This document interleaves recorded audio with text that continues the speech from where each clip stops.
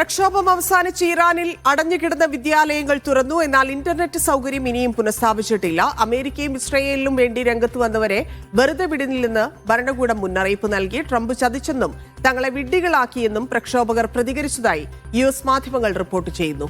അതേസമയം ഇറാനിൽ പുതിയ ഭരണകൂടത്തിന് സമയമായെന്ന് ട്രംപ് പ്രതികരിച്ചു. MCA നാസർ ചേരുന്നുണ്ട്. MCA പൂർണ്ണമായി പഴയ തോതിലേക്ക് എത്താൻ ഇറാനിൽ സമയമെടുക്കുമെന്ന് പ്രതീക്ഷിക്കുന്നു. പക്ഷേ സ്കൂളുകൾ തുറന്നിട്ടുണ്ട്. ഇന്റർനെറ്റ് സൗകര്യം ഇനിയും സമയമെടുത്താൽ മാത്രമേ പൂർവ്വസ്ഥിതിയിലേക്ക് മാറൂ എന്നും മനസ്സിലാക്കുന്നു. ഒപ്പം തന്നെ ഇപ്പോഴത്തെ ഇറാനിലെ ഒരു സാഹചര്യം എന്താണ്? ട്രംപിന്റെ നമുക്കറിയാം ഓരോ ദിവസവും ട്വീറ്റിലൂടെ സഹായം പുറകെ എത്തുന്നുണ്ട്, പ്രക്ഷോഭം തുടരൂ എന്ന് പറഞ്ഞ് ട്രംപ് പെട്ടെന്ന് പിന്മാറിയത് പ്രക്ഷോഭകരെ എങ്ങനെ ബാധിച്ചിരിക്കുന്നു? എന്താണ് അവർ പ്രതികരിക്കുന്നത്?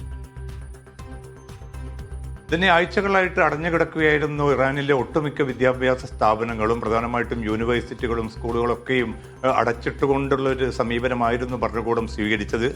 എന്നാലും വളരെ പെട്ടെന്ന് തന്നെ കാര്യങ്ങൾ തങ്ങളുടെ പൂർണ്ണ നിയന്ത്രണത്തിലേക്ക് കൊണ്ടുവരാൻ തങ്ങൾക്ക് സാധിച്ചു എന്നാണ് ഇറാൻ ഭരണകൂടം ഇപ്പോൾ അവകാശപ്പെടുന്നത്. എല്ലാ തെരുവുകളും പൂർണ്ണമായി തന്നെ പ്രക്ഷോഭകാരികൾ പിൻവലിഞ്ഞ ഒരു സാഹചര്യമുള്ളതായിട്ടും റിപ്പോർട്ടുകൾ വ്യക്തമാക്കുന്നു. പക്ഷേ അതേസമയം തന്നെയാണ് ഇന്റർനെറ്റ് ഘട്ടം ഘട്ടമായി മാത്രം പുനഃസ്ഥാപിച്ചാൽ മതി എന്ന ഒരു തീർപ്പിലേക്ക് കൂടിയാണ് ഭരണകൂടം എത്തിച്ചേർന്നിരിക്കുന്നത്. പക്ഷേ ഇതിന്റെ മറവിലും നൂറുകണക്കിന് പേരെ നിത്യവും അറസ്റ്റ് ചെയ്യുന്നതായിട്ടുള്ള റിപ്പോർട്ടുകൾ വിവിധ അന്താരാഷ്ട്ര മാധ്യമങ്ങളിൽ വന്നുകൊണ്ടിരിക്കുന്നുണ്ട്. പക്ഷേ ഔദ്യോഗികമായിട്ടുള്ളൊരു സ്ഥിരീകരണം ഇതുമായി ബന്ധപ്പെട്ട് ഇറാൻ ഭരണകൂടം നൽകിയിട്ടില്ല. എന്തായാലും സ്ഥിതിഗതികൾ പൂർണ്ണമായിട്ടും നിയന്ത്രണ വിധേയമായിരിക്കുന്ന ഒരു സാഹചര്യമുണ്ട് എന്നാണ് ഇറാൻ സർക്കാർ വൃത്തങ്ങൾ തന്നെ വ്യക്തമാക്കുന്നത്. അത്തരമൊരു സാഹചര്യത്തിലാണ് വിദ്യാഭ്യാസ സ്ഥാപനങ്ങൾ തുറക്കാനുള്ള ഒരു തീരുമാനം ഉണ്ടായിരിക്കുന്നത്.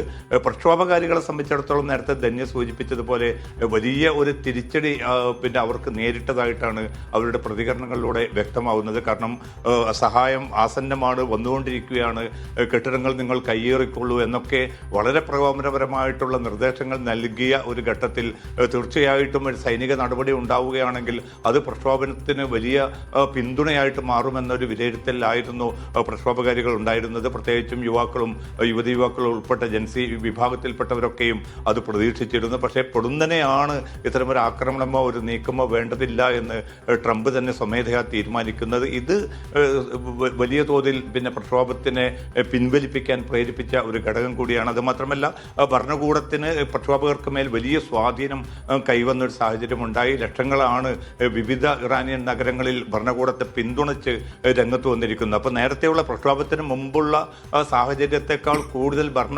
ഭരണകൂടത്തിൻ്റെ സ്വാധീനം എല്ലാ നഗരങ്ങളിലും അവർക്ക് പിടിമുറക്കാൻ സാധിച്ചു എന്നതാണ് ഇപ്പോൾ ട്രംപ് നടത്തിയിരിക്കുന്ന നീക്കത്തിൻ്റെ ശരിയായിട്ടുള്ള തിരിച്ചടി എന്നാണ് പ്രക്ഷോഭകർ വിലയിരുത്തുന്നത്. ഇതുമായി ബന്ധപ്പെട്ട അവരുടെ പ്രതികരണങ്ങൾ വിവിധ അമേരിക്കൻ മാധ്യമങ്ങൾ റിപ്പോർട്ട് ചെയ്തിട്ടുണ്ട്. അതുകൊണ്ട് തന്നെ ട്രംപ് തങ്ങളെ ചതിച്ചു എന്ന ഒരു പ്രതികരണമാണ് മിക്ക പ്രക്ഷോഭകരും, അത് ഇറാൻ്റെ ഉള്ളിലും അതോടൊപ്പം തന്നെ പുറത്തുനിന്നുള്ള പ്രക്ഷോഭകരും വ്യക്തമാക്കുന്നുവെന്നാണ് മാധ്യമ റിപ്പോർട്ടുകൾ അറിയിക്കുന്നത്.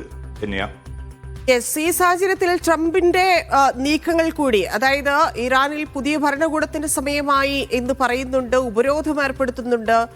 ഒപ്പം തന്നെ യൂറോപ്പ് എങ്ങനെയാണ് ട്രംപിന്റെ നീക്കങ്ങളിൽ പ്രതികരണങ്ങളിൽ പ്രതിഷേധം അറിയിക്കുന്നത്, പ്രതികരിക്കുന്നത്?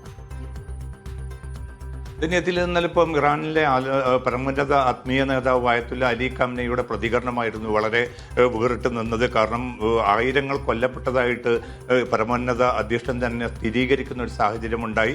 ആ കൊലക്ക് പൂർണ്ണമായിട്ടും പിന്നിൽ നിന്നത് ഇസ്രായേലും അമേരിക്കയുമാണ്. അവർ നടത്തിയിരിക്കുന്ന വിധ്വംസക പ്രവർത്തനങ്ങളാണ് സുരക്ഷാ പാലകർ ഉൾപ്പെടെ ആയിരങ്ങളെ കൊന്നൊടുക്കിയതെന്നാണ് പരമോന്നത ആത്മീയ നേതാവ് തന്നെ വ്യക്തമാക്കുന്നത്.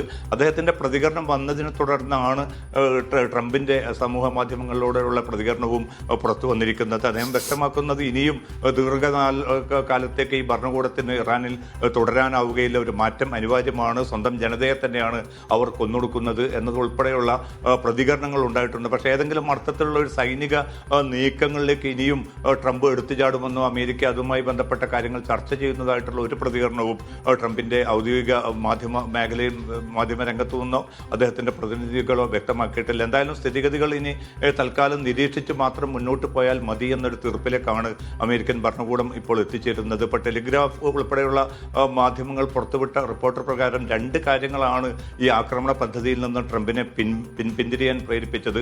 ഒന്ന്, സൈനികമായി വളരെ ശക്തമായ ഒരു അവസ്ഥയിലാണ് ഇറാൻ ഇപ്പോൾ പോലും നിലയുറപ്പിച്ചിരിക്കുന്നത്. കാരണം വ്യോമാക്രമണം നടത്തിയതുകൊണ്ടോ മറ്റോ ഒന്നും ഈ ഒരു പ്രതിസന്ധിക്ക് ഇറാന് ആ അർത്ഥത്തിലുള്ള സൈനികമായിട്ടുള്ളൊരു തിരിച്ചടി ഏൽപ്പിക്കാൻ സാധിക്കില്ല എന്ന കൃത്യമായിട്ടുള്ളൊരു കണക്കുകൂട്ടൽ പെന്റഗൺ ഉൾപ്പെടെയുള്ള ഉദ്യോഗസ്ഥരും നേതൃത്വവും നൽകിയിരിക്കുന്ന നിർദ്ദേശങ്ങൾ കൂടി കണക്കിലെടുത്ത് ട്രംപ് തീരുമാനിക്കുകയായിരുന്നു. മറ്റൊന്നുള്ളത്, ഈ മേഖലയിലെ രാജ്യങ്ങൾ, ഒരു രാജ്യം പോലും ഇത്തരമൊരു ആക്രമണം നടത്താൻ ട്രംപിന് പിന്തുണയുമായി രംഗത്ത് വന്നില്ല. മറിച്ച് ഇത്തരമൊരു ആക്രമണം പൂർണ്ണമായിട്ടും ഉപേക്ഷിച്ചിട്ടില്ല എങ്കിൽ തങ്ങളുടെ സുരക്ഷയ്ക്കും അതോടൊപ്പം തന്നെ തങ്ങളുടെ താല്പര്യങ്ങൾക്കും ആത്യന്തികമായി അമേരിക്കൻ താല്പര്യങ്ങൾക്കും അത് വലിയ തിരിച്ചടി ഉണ്ടാക്കും. അതുകൊണ്ട് ഒരു നിലക്കുള്ള ആക്രമണവും ഇറാന് നേരെ നടത്തരുത് എന്ന് ഈ രാജ്യങ്ങൾ ആവശ്യപ്പെട്ടതും ഈ 2 കാര്യങ്ങൾ മുൻനിർത്തിക്കൊണ്ടാണ് ആക്രമണ പദ്ധതിയിൽ നിന്ന് പൊടുന്നനെ തന്നെ പിൻവലിയാൻ ട്രംപ് ഭരണകൂടം തീരുമാനിച്ചതെന്നാണ് ടെലിഗ്രാഫ് ഉൾപ്പെടെയുള്ള പത്രങ്ങൾ വിശദമായിട്ടുള്ള റിപ്പോർട്ടിലൂടെ വ്യക്തമാക്കിയിരിക്കുന്നത്. ധന്യ.